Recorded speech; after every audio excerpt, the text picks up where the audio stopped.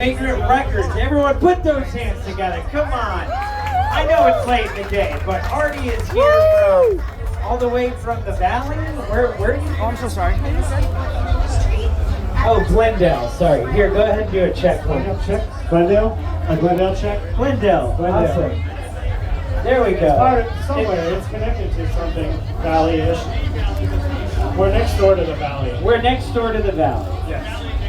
Valley adjacent. Thank you. Artie, thank you guys for thank you so much for being here. This is what we call Warp Stories. For those of you who don't know, we like to bring up people who have some type of history with this tour. Does anybody remember what a record label was? Is anyone? Yeah. What was your favorite record label? Did you have one? No. Does someone shout out their favorite record label? Anybody? Okay. Yeah, okay. I heard a lot of noise. I love that. Okay, so you guys know what's going on. Artie used to work at, I met Artie on the Warp Tour in 2008, and he was working for Vagrant Records. And I thought that was the coolest shit ever. So we just wanted to bombard you, Artie, talking about this tour, what it's done for you, punk. I don't know, where do you want to start? How about, what was your first Warp Tour? Let's start there. My first, as attending as a guest. Yeah, just your first, I don't know, tell us your story. My first Warp Tour was 2000, I believe, and just being a fan of a lot of those bands. I remember seeing like MXPX on like a smaller stage. It was fun. It was cool because you could see the community with, you know, music and skateboarding and everything coming together. What area of the world were you at? I was in New Jersey. Was it New Jersey? Yeah. You got any New Jersey people in here? Any New Jersey? East Coast, North New Jersey, Philly kids, because it was technically in Philly. So we had to commute from a small beach town up to Philly, about an hour drive. It was fun. It was cool because I was also pursuing music myself. So to see just like these bands you look up to on a smaller stage where you could just go up to the front and sing along. You know, it was, I wanted to do that. I wanted to be a part of it, you know? When did you start playing music? I would say maybe a couple years before that. I started playing in a band, trying to write my own songs, chasing that dream. And dudes. So just to go see it and see people like myself up on stage, you know, no auto-tune, no voice correction, just raw talent, having fun with their friends, doing their thing. So, you know, I fell in love. So, as far as being on the Warp Tour, being on the other side of the table, how did that happen? Were you working for Warp Tour for Vagrant right away, or what happened? No, Vagrant didn't happen until a few years later. But a cool story I do have where I'd love to give a shout out to Kevin Lyman. I know he's not in here at all. He was earlier. In 2003, when I was in a band playing all over, trying to pursue things. Also, being a record label nerd myself, had my little side label. I got a hold of Kevin Lyman's email address somehow. And emailed him, and I said, hey, I'd love my band to play on your awesome tour, your festival, and wasn't expecting a reply back or anything. And mentioned I had a label and I had another band. He graciously gave me a tent, and for my band and one of my bands, I signed 5 days on the 2003 Warped Tour. That's so huge. Yeah. Just from an email? Yeah, just from an email. I cold emailed him just, you know, his AOL.com address. So does anyone remember 2003? It was before we had MySpace. Way before. Like, where we were on AIM. Just AIM is all we had. So where did your band's music exist for him to even check it out? I think Pure Volume, maybe. Pure Volume? Even before. I don't even know it was before that. Does anyone remember Pure Volume? Yes. You do. The way that we're talking, I feel like we're like 80 right? or something, and it's just like, nope, just not too long ago. I know, it does make me a little bummed. So you got 5 days on the tour from a cold email with Kevin Lyman. Yep. Your whole world's about to change, where you're like, we've made it, we played Warped Tour. What happened? we played Warped Tour, and our van got towed on the last day in Asbury Park. God, You know? man, that Bruce Springsteen's a real dick. No, it was fun though. It was neat to be able to, especially the last day Asbury Park, like one of our hometown shows. I don't know if anybody's familiar with the band Don't Look Down. I feel like they might have put out a new record, I'm not sure. But we played after them, ate up some of their crowd. They stayed to watch us, so it was kind of wild and surreal just to be playing, you know. How'd you make the jump from we played 5 days once to when I met you, you were already on the tour working for a record label? College came in, I left the chasing the band dream there, and during college I started to do a street team for Vagrant. If anybody remembers street teaming, I don't know if that's a thing that exists, but I was in Orlando, pretty much just anytime a show would come through, like Dashboard Confessional was on the label, so I'd go flyer, put up posters for it, get tickets to the show. Long story short, at that time, I think the 2002 Warped Tour, Vagrant had a stage, so I followed the stage in my Chevy Cavalier. Of course. What year was this Cavalier? It's a 2007, 2006. Thank you. 2006. Followed all like 3 Florida dates and helped with the stage, the booth, and after that, the guy who ran it, who was doing it, didn't want to do it anymore, so threw my name in. So I got a call being like, hey, do you want to take on the booth? Thanks, shout out to Bobby Soup. I know he's probably not here either, but Bobby Soup. He's the God, man. It sounds like you're in the mob. Right, oh, Bobby you know Soup. Bobby Soup? Bobby oh, Soup. Yeah, Bobby Soup. So yeah, after that, I did the 3 years after, 7, 8, and 9 for Vagrant. And It's like this tour wanted you to be on it. It did. Like, who has a story of just cold emailing Kevin Lyman and him being like, yeah, 5 days. Right. You know he didn't listen to that Pure Volume. He's got no time to do that. I know, I don't know what he was thinking, but again, it was awesome, very awesome. So, what I remember about meeting you was that you were the Vagrant Records guy. And I worked for a label at that time, and I was out on Warped Tour 2008, my first one. I used to work for Tooth and Nail, Solid State Records, Amberlin, Under Oath, all that jazz. And I just thought you were so cool because it was Vagrant. It was this little thing, and you had all the vinyl. And I was like, wow, we should all bring vinyl on this tour. I remember that. It's so cool. And then you were like, no, all the vinyl melts. Yep, it all got And warped. I was like, what are you talking about? And you're like, dude, give it a week into this tour. I got so many vinyl from you on that tour. By the time it got home, it was like an ashtray. Yeah, it's like a bowl. I was eating Cheerios at it, you know? The cool looking bowls though, an Alkaline Trio bowl. You know, Alkaline Trio bowl saves the day. Green bowl, yeah. Which was wild too. They gave me like first pressings of Stay What You Are, which were out of print, but for some reason in their office they were just hoarding boxes of it, hundreds of them. Oh my God, dude, the universe loves you. That's like the indie kid's dream. Do you listen to Saints Today?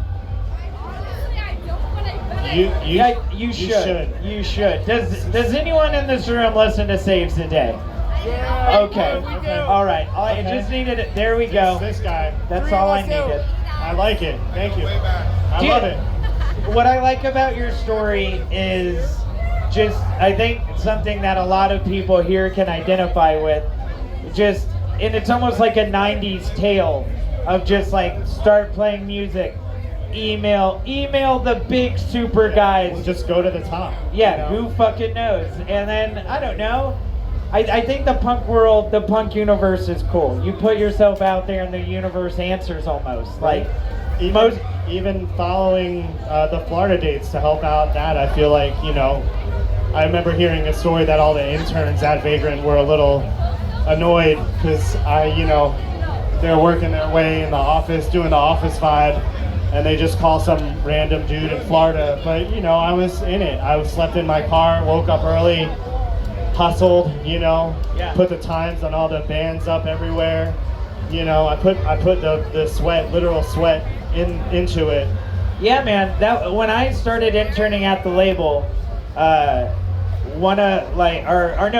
before I did that, I didn't have a resume, and because my friend was like, "Yo, you got to make a resume for this internship," and I was like, "Dude, I haven't done anything," and he was like, "Well, you go to all these music festivals, though, right?" And I was like, "Yeah, I love them. I'll do anything."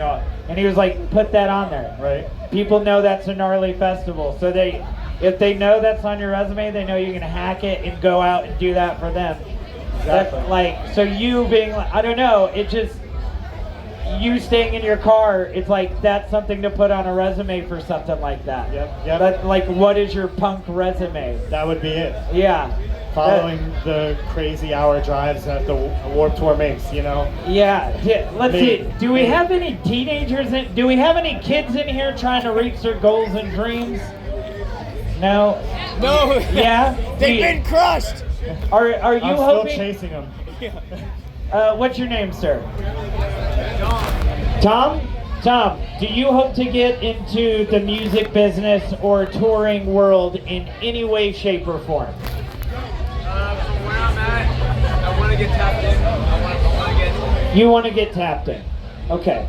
How old are you? 24? Okay.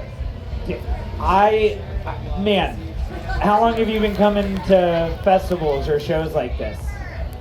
I've been coming to shows for like maybe 4 years now. Maybe 4 years? Okay. Tom, tell me, it's Tom? Dom. Gosh, I'm a jerk. I'm sorry. Dom. Loved your work in the Fast and Furious series. When you come to a show and you're a fan of the show, but at the same time you hope to get involved sometime later on in life, can you enjoy the show, or are you constantly bombarded by, man, I should be on the other side of that barricade running this thing? Can you... Kind of in between. Kind of in between. Okay. Did you feel the same way when you were working your way up? Like, sure, you're a fan putting on stuff, but like, man, I need to be on the other... I wanted to, yeah. Of course, yes. I, as a kid, had a hard time enjoying any show that I went to because I just was like, I'm supposed to be on the other side of this somehow. Dom, good luck, man. Look into it. I can tell you one thing. I grew up skating, and it was always a dream to work at a skate shop. And once I worked at a skate shop, I met my best friends there, and that's how I got. I've always been into punk rock and just like rock in general. And once I started working at the skate shop, it got me to the people that like are my best interests. And Definitely. that's kind of how I got like in this like scene in a way. Oh, it's Dress awesome. for the job you want, man. Right. Skate for the job you want. Mosh for the fucking job you want. Sleep in the car for the job you want. Yeah, Yeah, gotta man. put the time in. That was just a milestone, No, that's awesome. Dom, thank you so much for taking the time to talk to me. This is on, this is a gift from you to us. A little August Burn Dread back in the day. Thank you for answering our questions, my guy. I appreciate you guys talking to me. It was a Hey, pleasure. best of luck, man. Go chase those dreams. I love how your story is literally like you just showed up and you were like, I want to do this. Like, Yeah.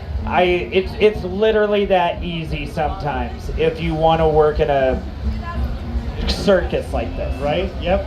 Yeah. Just put that devotion into it, Yes, sorry for the new people in the tent. My name is Micah. I am the professor of the Warped Tour Museum. And right now we are doing a segment called Warped Tour Stories. And we have invited Artie Smith from Vagrant Records. He was on this tour previously. Let's get some additional questions regarding Warped. Do you have, how many years were you on Warped total? The whole the whole tour for 3 years. Yeah. Okay. 3 years, consecutive years there. And then at times later, maybe a week, smaller stints, but I focused on that. In those 3 years in chunks of change, you see so much random shit on this tour. What was the weirdest experience you've seen while working this tour? And this was 2008, 9, and 10 era? 7, 8, 9. 7, 8, 9. Okay. Weirdest? The one thing that comes to mind, and I guess it's not weird because it's a natural thing, but I think 2007 it was. Warped Tour, we were in Cleveland, and there was like an exhibit at the Rock and Roll Hall of Fame. I think that was 2007. And I guess like our laminates could get us access to that. So luckily everybody in our label booth world were cool. I've never been to the Rock and Roll Hall of Fame, so they were like, go, we'll watch your tent. You're all good. Enjoy yourself. Check out the booth. You got a free pass to get in. So go in, I check it out. It's awesome. Best time, there's a lot of history there. Besides Warped Tour music history, I was loving it. No cell phone reception at the time either.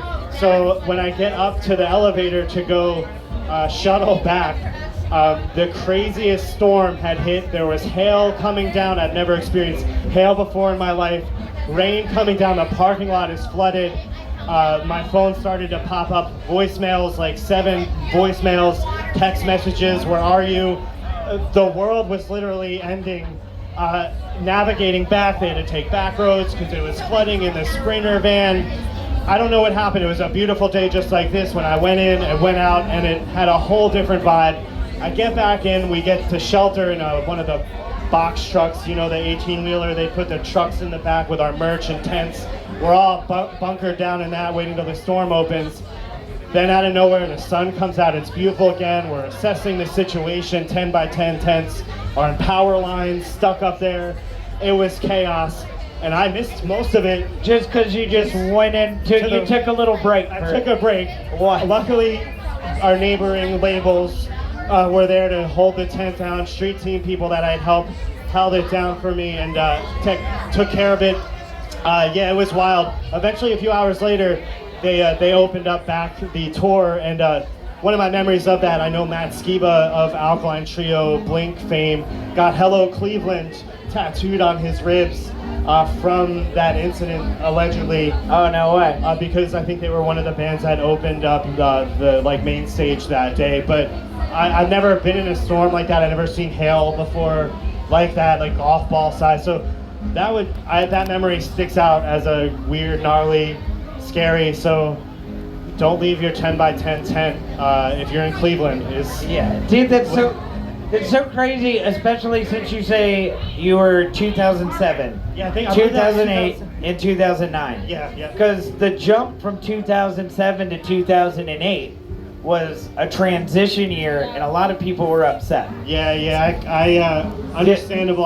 So you witnessed that. Yeah. I will remind everyone here, Warped Tour used to be just a more focused punk kind of alternative thing, and that was going pretty steady. And then emo exploded and hardcore was getting more of its shit, and that was doing good. We still had it, but then all of a sudden in 2008 Katy Perry's on the tour. Yeah, it had that shift. And then Charlotte Sometimes, this pop chick from Geffen Records. The Millionaire is like a YouTube band or whatever. And everyone who held this tour so dear to their hearts were like, sell out, what? But like, I don't know. I was a little sour that year, I'll be honest. Okay. I feel like I did make a sign that said what happened to Warped Tour with a sad face. Yeah. Because the year before there was bands like Drive-Thru Records bands I love, like the Starting Line were playing, and like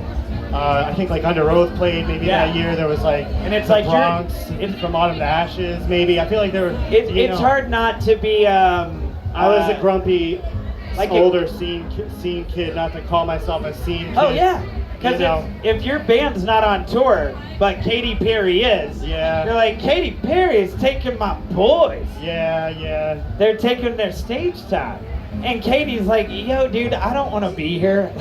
Your boys can have the stage time. Right. Get me out of here. It was a weird vibe, but it was still fun. I think that year, was that Angels and Airwaves? Were they on Angels that year? and Airwaves was on that tour. I was a big Blink fan, as probably a lot of people are. I see the Love hoodie right there. You get it. Ava side of things. So it was pretty wild to walk around catering and just be like, oh wow, there's Tom DeLonge hanging out, holding his child with wearing a Blink youth size T-shirt, and you're just like, whoa! He offered to oil you up. I love. He did. Yes, he did. I got to meet him and made the Blink joke, being like, oh, sorry, I'm all sweaty. We'll all come back to the bus and I'll oil you up. And I'm just like, oh yeah, if you only knew how much you inspired me. So that was kind of awesome. To see that. There were moments like that, being able to see your favorite bands. Even 2007, big Newfound Glory fan, they were on the whole tour, so anytime I could see them, I was side stage. I went up, I'd be like, hey, street team, watch the booth for like 30 minutes or so. I gotta go check in to something in the office, and I'm side stage nerding out to Newfound, losing my voice. So you got your role in punk rock just by being the nerdy music kid. Yeah, definitely. That's how your resume started. I definitely was. I was not only loving bands, I'd dive into the labels. What's this band signed to? Or, taking in all the bands on the label. Even Vagrant had such a large catalog, bands I never thought I would be listening to from, taking in the bands that they signed, besides me loving Saves the Day or Dashboard or Alkaline Trio. It's like, who are these other bands? That was me. I'd nerd out on all that stuff. So, well, thank you for nerding out with us today, my guy. Thank you for coming. Me. Guys, can we please give a shout out to just give a thank you clap to our boy Artie Smith here? Can we Thank you for listening. Hang out. This is an awesome booth. Thank you for nerding out with us. I think you're an influence to just any young kid who wants to get into the industry. So thank you for sharing. I appreciate that. Your way how to do it. We're starting working.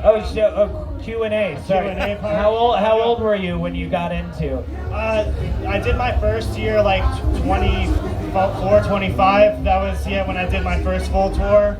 But it was a lot of fun. It was definitely a dream come true to be a part of it, to get the laminate, and the laminate. Be behind the scenes of the thing that I went to as a fan. Bought the tickets, waited in the line, and wanted, even if I wasn't playing it, just to be in the community and a part of the history of it. It was definitely I'm very thankful for that. So it's cool to have and reminisce on. Will you be walking around the tent? Will you be hanging around a little bit if someone wants to come and ask you, get an autograph? I'll be signing anything. Come hang out. Hang out at the tent. There's somebody cool coming up too. Oh yeah. Marco. I think we do. Yeah. Do you want to come up here, my guy? Everyone, give it up for Artie. Thank you so much for coming up here. Thank you for having me. Woo! Good. What a gentleman. What a gentleman to share a bus with you at one time. This next person, I didn't get to share a bus with them, but damn did I pray for it every day. Would you mind telling these fine people your name, sir? I know I'm gonna mispronounce it. Hi, fine people. Hi, fine people. My name is Marco from the band called Sugar Cult. Woo! As you can see from the picture of our singer Tim Pagnotta right there with all the people behind the chain link fence, as you can see, I'm the second most handsome member of the band. And if Aaron was here, he would dispute that, but I'm just gonna go with it since I have the fucking microphone. Do you guys know Sugar Cult? Do you know my band? Yeah, baby! Okay, if you don't know Sugar Cult, you got homework. Go check it out. We're not that bad, okay? We're not that bad. And there's we even made it into that little Warp Museum case right there, right by the picture of Katy Perry. Right by the picture of Katy Perry, who incidentally is from our hometown, Santa Barbara. Another band from our hometown, Santa Barbara, is the Mighty Lagwagon. Woo! And if you really want to nerd out online, I think Katy Perry qualified for being on the Warped Tour because there's a picture of her when she was really young wearing a Lagwagon shirt. Really? I did not know She was repping the 805, yes. So it's all connected. It's all connected. This whole thing, I think punk rock this is where I clear the room. I think punk rock is more of an idea and an energy than it is a specific look or sound, right? I think, anyone can ride this ride. Is anyone here playing in a band or have a scene in their town, have bands that play around? Does anyone even form bands anymore? Does anyone here have a laptop and GarageBand or any shit like that? That's fucking rad. I want to hear it. Anyways, yeah, I'm Micah from the band Sugar Cult. We did the Warped Tour in 2001 when we were just itty biddle, and then in 2002, and then again in 2004 on the big main stage, which you can see right there. There's a schedule from 2004. Right when I walked up, I was like, there we are. Our name's at the fucking top, baby. So in 2001, the itty biddle thing, are we talking like picnic table stages? Because that was the thing that happened in the early days. Okay, can I give you the Sugar Cult flex? Yeah, do you want to have a seat? Should we sit down? Should we sit down? Will you guys hang out? Come in here for a second. You guys can have a water, or you can have a sip of my LaCroix, whatever the fuck. Come hang out with us. We're gonna sit down, but I want you to come up close and appreciate my crispy new pink Converse that I'm very excited a lot about. of these people know who you are. For the ones who don't, you're Marco. You're from Sugar Cult. Your band. What'd you do in this band? Okay, so I was the lead guitar player of Sugar Cult. So me and Tim and who was our singer, and Aaron, our bass player, and our old drummer Ben formed this band in Santa Barbara back in like 1999. Okay. Probably technically 98, but I joined up with them in 99, so that's where I start the timeline. And then you said you hopped on your first work in like 01? In 01, we made our first record, Start Static. It has a song called Bouncing Off the Walls, which was one of our bigger songs. You might have seen it in that Oscar-worthy performance by Ryan Reynolds and Tara Reid in a movie called Van Wilder. No big deal. If you were stoned and you were watching TV at 4 in the morning, you might know what I'm talking about. Tara Reid, she used to be a babe. Dude, the best thing about that though is we ended up like getting drunk with Tara Reid and Ryan Reynolds at a party because our music was in their movie, and I just like shot my shot for Ryan Reynolds. No, not to Ryan, because he wasn't even a big deal yet. Tara was the big deal because she was in American Pie and all that. So Josie and the Pussycats. Yeah, and she was like drunk and like she was kind of getting sloppy. She was trying to impress us. She's like, I used to date Carson